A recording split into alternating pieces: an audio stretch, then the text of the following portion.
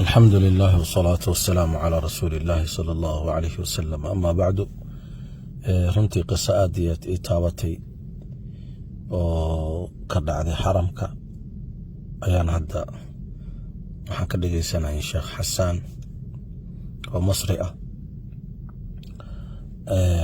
qisadu wuxuu yiri xaramkan galay, gacantayda midigta waxaan arkay oo dhahay nin oday ah oo Yemani ah oo Ilaahay barinayo.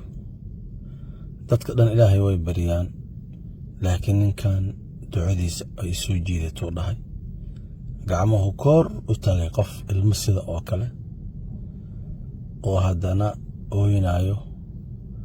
intaan hawshii aan wada socodkayga iska joojiyo baa meel u dhow aan fadhiisto dhasaan u daawado. kadib markuu ducadu u dhameeyo aan u weydiiyo, anoo arrintii ku dhex jiro ninkii daawanayo ayaa sideedii oo kale nin oo wadanka Sacuudi u dhashay oo ninkan la yaaban ayaa sideedii oo kale soo fiiriyay. ninkii uu salaamay, salaantii uu ka qaadi waayay. cabaaru meesha taagnaa oo ninkan salaam inuu ducadan dhameysto kadibna uu la hadlo. ducadii uu sii wataa ninkii jeebka gacanta geliyo wala ninkii Sacuudiga ahaa. lacag fara badan ayuu intuu soo bixiyay ayaa ninkii odayga ahaa ducaysanay bog u saaray oo iska ka dhaqaaqay.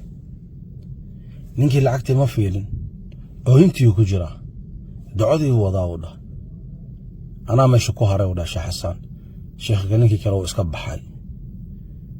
cabaar kadib ayaa gacmihii hoos soo dejiyey, haddana dhulkuu fiiriyey, haddana ducadii sii bilaabay.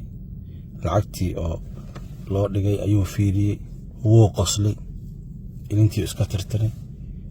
asoo ka rabaan u tago marka inta madax ka dhankaday ayaa waxaan ku iri, ilaahan ku dhaariyay maxaad sheegaysay maanta dhan ducada maxaad ku celinaysay?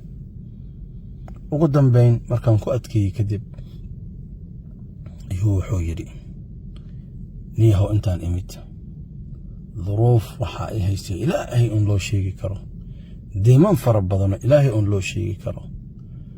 ilaahayeen ku ooyay, kalimaadka dhahda ii sheego dhah. markaas wuxuu yiri, waxaan iri oo dhahay, ilaahayow cid bin aadan xaalkayga oo ma sheeganayo, anoo ku arkaayo qof kale, anoo beedkaaga joogo qof kale inaan wax weydiiyo lagama yaabo. khaaliqaygiyo deena ligu leeyahay, meelaan maran la'ahay, anoo kuu joogo marti ku ahna eberkayga ay celinin. ilaahu ha idullaynin, waa dullaysanahay, anoo dullaysana meeshaan ka bixin. ilaahu deenteyda iga gud. intaasaan ku celinaa u dhahay, maanta wax kale ma samaynin. lacagtii markaan fiiriyo dhahay, intaan ilaahay weydiistay 3 jibaar ayaan helay u dhahay. markaasaan qoslay u dhahay, innahu huwa albarru arrahiim. ilaahay baarnimadiisii iyo haddii wax lala qabsado soo uu naxariis badan yahay ayaan la yaabay u dhahay. ducadii ilaahay uu ka aqbalay, wuxuu rabana uu helay, asagana yaqiina u ziyaaday.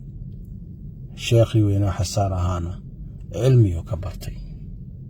marka walaalayaal, intaan bini aadam waxba aan ahayn ku dul wareeganayno waqti anaga loo baayo. ilaahay si toosan u abaarno, waayo markuuna abuurayaba qof wala tashtay malahan. anakoon jirin buu na bilaabay, quruxdaana noo sameeyey. abuuristaadii iyo jiritaankaadii qof la wadaagta malahan. asaa ku wada leh jalla jalaaluhu. adna suu ku leeyahay u aamino, waxaad aad rabto u sheego, cid kale ha u marin. wabilaahi tawfiiq.